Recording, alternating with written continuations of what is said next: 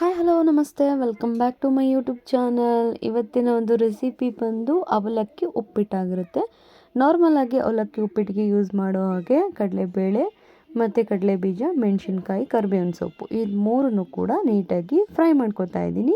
ಜೊತೆಗೆ 2 ಟೊಮೊಟೊ, ನಿಮಗೆ ಹುಳಿ ಎಷ್ಟು ಬೇಕಾಗುತ್ತೆ ಅಷ್ಟನ್ನು ನೋಡಿಕೊಂಡು ಹಾಕೋಬೋದು, ಅಥವಾ ಟೊಮೊಟೊವನ್ನು ಸ್ಕಿಪ್ ಕೂಡ ಮಾಡಬಹುದು. ಟೊಮೊಟೊ ಹಾಕೋದ್ರಿಂದ ತುಂಬಾ ಸಾಫ್ಟ್ ಆಗುತ್ತೆ ಅನ್ನೋದಕ್ಕೋಸ್ಕರ. ಎಣ್ಣೆ ಸ್ವಲ್ಪ ಯಾವಾಗಲೂ ಕೂಡ ಅವಲಕ್ಕಿಗೆ ಜಾಸ್ತಿ ತಗೊಳುತ್ತೆ. ಸೊ ಹಾಗಾಗಿ ನಾನಿಲ್ಲಿ ಒಂದು 4-5 ಟೇಬಲ್ ಸ್ಪೂನ್ ಜಾಸ್ತಿನೇ ಹಾಕ್ಕೊಂಡಿದ್ದೀನಿ.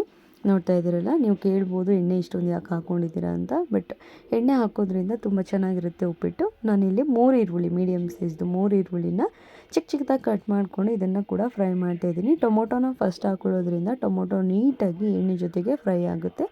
ನಮ್ಮ ಟ್ರಿಕ್ಸ್ ಬೇಗ ಬೇಯೋದಕ್ಕೋಸ್ಕರ ಉಪ್ಪನ್ನು ಕೂಡ, ಟೇಬಲ್ ಸಾಲ್ಟನ್ನು ಕೂಡ ಹಾಕ್ಕೊಂಡು ನೀಟಾಗಿ ಫ್ರೈ ಮಾಡ್ಕೋಬೇಕು.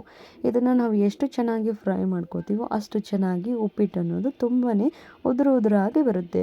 ನೋಡ್ತಾ ಇದ್ದೀರಲ್ಲ, ನೀವು ಕೂಡ ಈ ರೀತಿ ನಿಧಾನಕ್ಕೆ ತಾಳ್ಮೆಯಿಂದನೇ ಮಾಡ್ಕೊಳ್ಳಿ. ಅದು ಬೇಯೋವರೆಗೂ ನಾವು ಇಲ್ಲಿ ಅವಲಕ್ಕಿಯನ್ನು ಮೆಷರ್ಮೆಂಟಲ್ಲಿ ತೊಗೊಂಡು ಅದನ್ನು ನೀಟಾಗಿ ಒಂದು 4 ಸಲ ವಾಶ್ ಮಾಡ್ಕೋಬೇಕಾಗುತ್ತೆ.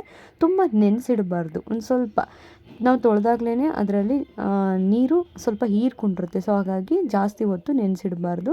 ನೀವು ಅದನ್ನು ಡೈರೆಕ್ಟಾಗಿ ಈ ರೀತಿ ನಾವು ಮಾಡ್ಕೊಂಡಿದ್ದಂತಹ ಗ್ರೇವಿ ಮಾಡಿದ್ವಲ್ಲ ಟೊಮೊಟೊ ಈರುಳ್ಳಿದು ಅದರೊಳಗಡೆಗೆ ಹಾಕ್ಬಿಟ್ಟು ಒಂದು 2-3 ನಿಮಿಷ ಈ ರೀತಿ ಮಿಕ್ಸ್ ಮಾಡ್ಕೊಂಬಿಟ್ಟು ಕೊತ್ತಂಬರಿ ಸೊಪ್ಪನ್ನು ಹಾಕಿ ಗಾರ್ನಿಷಿಗೆ ಒಂದು 5 ನಿಮಿಷ ಮುಚ್ಚಿಟ್ಬಿಟ್ರೆ ಈ ರೀತಿಯಾದಂತಹ ರೆಸಿಪಿ ಅವಲಕ್ಕಿ ಉಪ್ಪಿಟ್ಟು ತುಂಬಾ ಉದುರಾಗಿ ಬರುತ್ತೆ. ಯಾವುದೇ ಕಾರಣಕ್ಕೂ ಮುದ್ದೆ ಆಗೋದಿಲ್ಲ.